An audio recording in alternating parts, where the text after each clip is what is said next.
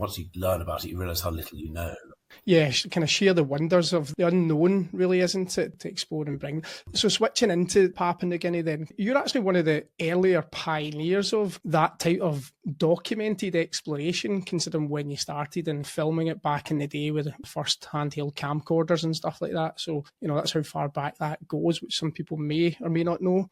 How does someone of your size and stature, because you're a big, imposing guy, contact a remote tribe and have that first interaction and make your motives known? Because there's well-documented cases of people being killed when they approach uncontacted tribes and such. North Sentinel Island is a good example, and that's still happening to this day. So how does someone like Benedict Allen approach and get into these tribes in the first place?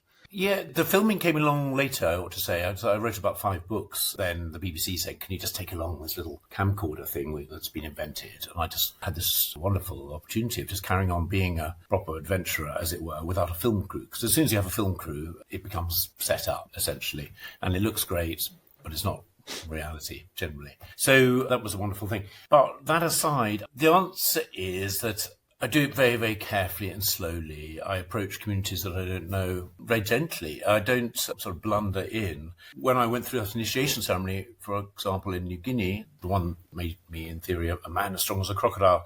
I'd been in New Guinea for 5 months. So by then I could speak Neo Melanesian Tok Pisin, which is the local, it's a sort of lingua franca of Papua New Guinea. So it's a language that people communicate with. And I was beginning to speak Nyara, which is the local language. And I would go along to a community and be trying to learn from how to make fishing nets or this and that. In this particular case, an old man said, oh, yeah, you ought to go to Kandangay. He said, Kandangay, they're the most traditional village.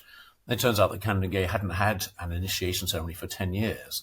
My presence there sort of tipped the balance. The young men wanted to go through this initiation ceremony to be tested and to have the scars that were going to run up and down their back. Scars of a crocodile skin, you could say, that lots and lots of little bumps, permanent bumps on your skin that made you have some sort of resemblance to a crocodile in a way.